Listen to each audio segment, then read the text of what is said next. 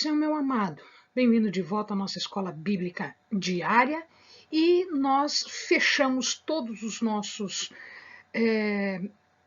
estudos em relação ao final do Reino do Sul, final do Reino do Norte, falamos de novo a respeito do cativeiro e agora a gente vai falar da restauração, a gente vai falar de como as coisas sucederam depois que esse povo todo foi para o cativeiro. Então, pega a sua Bíblia, pega o seu caderno de estudos, ore ao Senhor, pede a Ele discernimento, entendimento, conhecimento, sabedoria, pede a Ele proteção para que nós possamos desvendar dos seus mistérios. Muito bem, então agora nós vamos falar da sucessão de reis. Lembrem-se o seguinte, Nabucodonosor tem um sonho. E aí ele, não sabendo o que está acontecendo, ele acaba encontrando então Daniel, que explica este sonho para ele e para nós também.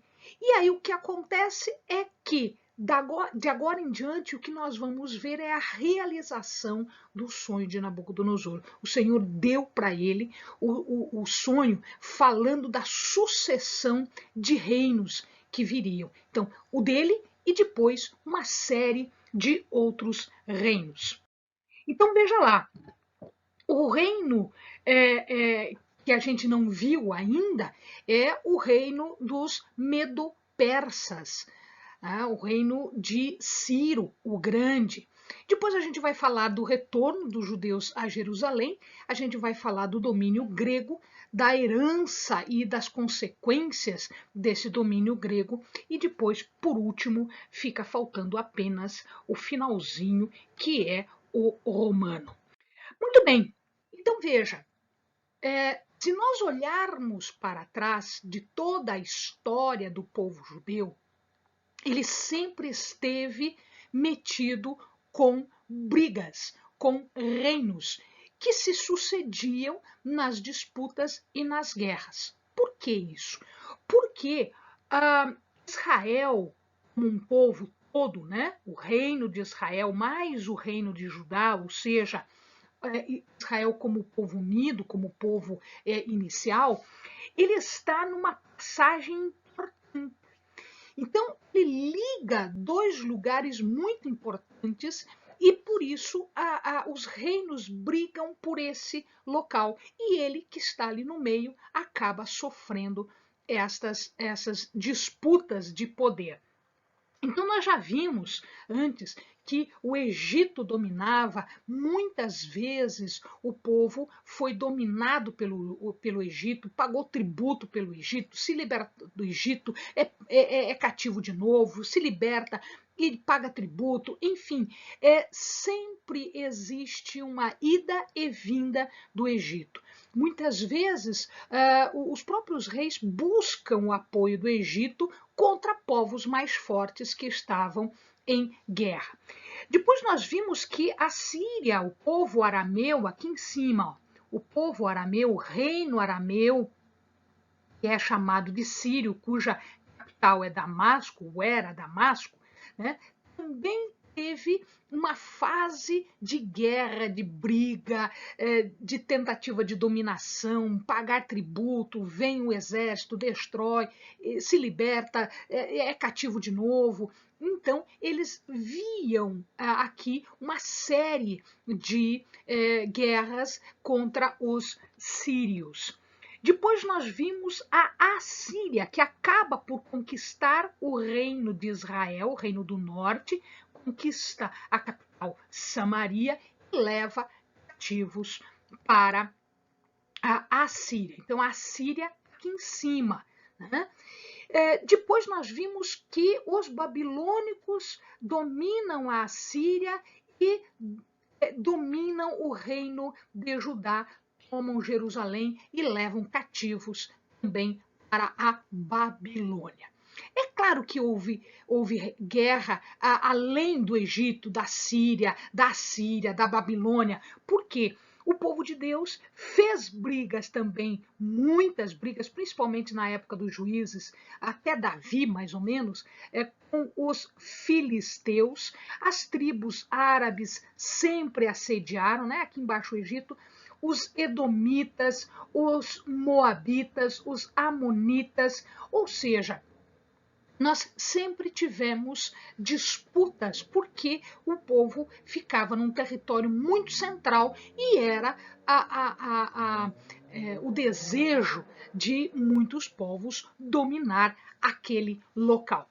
Pois muito bem, então nós estamos em que fase? Nós estamos na fase dos babilônios estarem dominando a terra.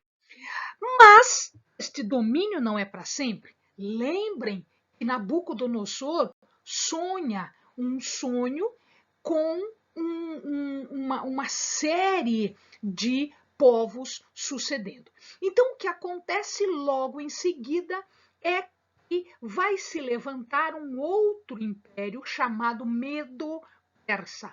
Medo por quê? Porque ele junta aqui os povos de uma região chamada Média, e portanto Medo, e uma outra região chamada Pérsia. Em verdade, Ciro era desta região aqui e ele vai dominar a Média, ele vai dominar a Babilônia e aí ele vem com um exército dominando absolutamente tudo. Então, é mérito de Ciro, chamado Ciro o Grande. Nós tivemos vários reis daquela região com o nome de Ciro. Este é o principal, porque foi ele que deu desenvolvimento para este império. Então, ele domina tudo e ele vem trazendo, né? O exército vem tomando conta de toda aquela região. Ciro, ele tinha como sede do seu poder a cidade de Suzã. Suzã é a mesma cidade, depois que a gente já viu, é onde Assuero ficava, é onde a rainha Esther ficava. Então, Suzã aqui. E essa era uma das principais cidades. E aqui, Ecbátana também era uma grande cidade, era uma cidade bastante importante. Então, o centro do poder, ora era Suzã, ora era Ecbátana, dependendo de onde ele estivesse. E ali ele tinha palácios, ele tinha toda a estrutura de governo, né? Uma coisa super importante de Ciro, ao contrário dos babilônicos e ao contrário dos assírios, Ciro do Império Medo-Persa, ou também chamado Aquemênida, de um rei Aquemenas antigo, né? Aquemênidas, ele não se metia nos costumes, ele não se metia na religião, ele não se metia no comércio. E foi por causa de Ciro que estava numa profecia muito antiga, 100, 200 anos antes, dizendo de que viria alguém com o nome de Ciro, que libertaria o povo antes do povo ser cativo, tá? Então, o que acontece é que este Ciro, graças a ele, os judeus puderam voltar para casa, tá? Então, ele fez um edito. Edito é uma regra, é uma lei. E neste edito, ele libertava os cativos, não só os judeus, todos eles, com a condição de que eles fossem para a sua terra, refizessem os seus templos e pedissem a proteção dos deuses, né? Cada um do seu deus, pedissem a proteção dos deuses para Ciro. Então, é nesse edito, é a partir desse edito que os judeus poderiam voltar para Jerusalém, e aí, ele sabendo da profecia, ele sabendo que o seu nome foi citado, o que ele faz? ele inclusive ele dá condições para que o povo volte a Jerusalém e reconstrua não só Jerusalém, mas principalmente o Templo de Jerusalém. Muito bem. Quando Ciro morre, e Ciro morre logo em seguida, Cambises, seu filho, toma o trono. Ele derrota o Egito, então ele está tomando toda a terra, né? Ele derrota o Egito de novo, tá? E ele derrota o Império Hitita, que é essa parte aqui de cima. Né? Essa parte do Império Hitita vai ser bastante importante lá no Novo Testamento. São algumas cidades onde as igrejas foram feitas, construídas. As primeiras igrejas estavam neste lugar aqui. Muito bem, ele morre em 522, apesar de ter conquistado isso tudo, território já dos Império Aquemênida ou Medo-Persa. Gaumata toma o poder, mas ele é derrubado por Dario, um outro Dario, filho de Cambises, tá? Em 522, ou seja, logo em seguida. E aí, sucessão de reis. Dario, que era genro de Ciro o Grande, ele ataca a Grécia, e isso é super importante, ele sobe por aqui, ele ataca a Grécia, mas ele não consegue dominar a Grécia. Ele domina a Macedônia. Macedônia é o lugar de nascimento, é a região de Alexandre o Grande. Então, esta guerra, esta afronta, não vai ficar impune, porque quando Alexandre toma o poder, ele se vinga destas guerras. Então, ele toma aqui a Macedônia e ele tenta descer para aqui abaixo tomar todas as outras terras. Então, ele é derrotado em Maratona, tá? Mas ele consegue chegar em Atenas e ele acaba fazendo algumas incursões por ali. Tá? Nesta época, vocês, amados, vão saber mais detalhes, porque é desta época os profetas Ageu e Zacarias. O povo já está lá em Jerusalém tentando refazer todas as coisas. Xerxes, filho de Dario, Xerxes é esse, o primeiro, Xerxes I. Ele é filho de Dario e ele faz a mesma coisa que o pai tentou fazer. Então ele vem aqui, ele conquista a Macedônia, ele é detido aqui em Termópilas, ele chega em Atenas, tá? Aqui em Maratona foi o pai que perdeu, né? Aqui ele não consegue ir para frente, porque aqui nessa cidade os gregos seguram ele, não deixam ele ir para frente, mas ele perde na Batalha de Salamina. Depois, um pouquinho mais tarde, vai ter também uma outra batalha aqui em Plateia, que também é derrotado.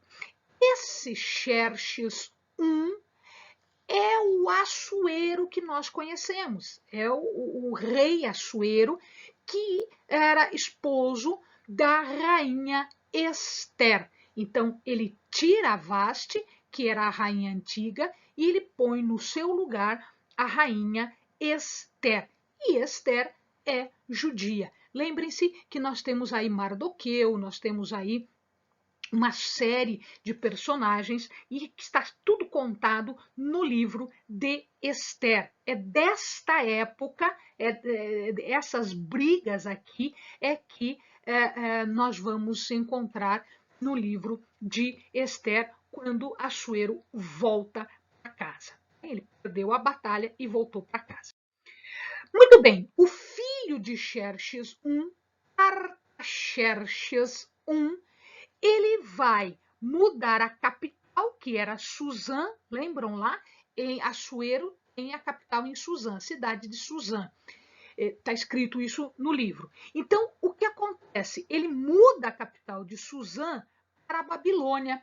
Então, ele vai agora ocupar a Babilônia e vai colocar a Babilônia como ponto central, como cidade central, como capital. Ele adota o aramaico como língua oficial. Então, a partir de agora, o grego, o hebraico não é mais falado tão comumente. Todos os judeus aprendem a falar aramaico e aí a Bíblia começa a ser contada ou em aramaico ou em grego, como a gente vai ver mais para frente. Então, a língua do povo judeu, a partir deste momento, passa a ser aramaico e não mais hebraico. Tá? Então, o aramaico agora passa a ser a língua oficial. Tá? Neste rei, Artaxerxes I, vai a segunda leva dos judeus para Jerusalém. Esta segunda leva, quem está à frente? Esdras está à frente. Então, esta parte da história é contada por Esdras. E uma terceira leva é contada por Neemias. Então, eu tenho a primeira leva de Zorobabel, a segunda leva de Esdras e a terceira leva de Neemias. A primeira com Ciro e a segunda e a terceira com Artaxerxes. Ele acaba morrendo, ele morre em Suzã, que era a capital antiga. Quem fica no seu lugar? Xerxes. O Xerxes II, filho do Artaxerxes I. Ele é assassinado e quem entra no lugar dele é o seu filho Dario. Que Dario? Dario II. A gente já teve um, agora o Dario II. E ele vai atrás dos assassinos do seu pai e mata os assassinos do seu pai. E logo em seguida também ele morre sem nenhuma outra indicação para nós. Quem sucede é Artaxerxes II. O Amado está vendo que ora é Ciro 1, 2, 3, ora é Xerxes 1, 2, 3, ora é Artaxerxes 1, 2, 3. Então eles vão se sucedendo. O nome é sempre em honra ao seu parente nobre anterior. Então Artaxerxes II, filho de Dario II, sucede no trono. Quando ele morre, ele passa o trono para Artaxerxes III. Este era uma pessoa bastante violenta e, para assumir o trono, ele mata os irmãos que estão na linha sucessória e ele entra no lugar. Mas ele morre de uma forma um pouco estranha. Então, alguns acham que ele foi assassinado. Então, Artaxerxes III. Depois de Artaxerxes III, o filho dele, Artaxerxes IV, assume o poder e ele é envenenado por uma pessoa de nome Bagoas. Esse Bagoas entra no trono, mas ele é forçado a se suicidar. Quem força o Bagoas a se suicidar? Dario III, que é sobrinho de Artaxerxes IV. Então ele toma o poder e ele passa a se denominar Dario III. Ele vai subjugar o Egito, mas aqui a coisa já não tem mais o que fazer, porque Alexandre o Grande toma o poder na Macedônia, na Grécia, e ele já começa com as disputas e vai dominar todo o Império Aquemênida, o Império Medo-Persa. De acordo com o sonho de Nabucodonosor, de acordo com a profecia, a explicação de Daniel. Amém, amado? Bons estudos.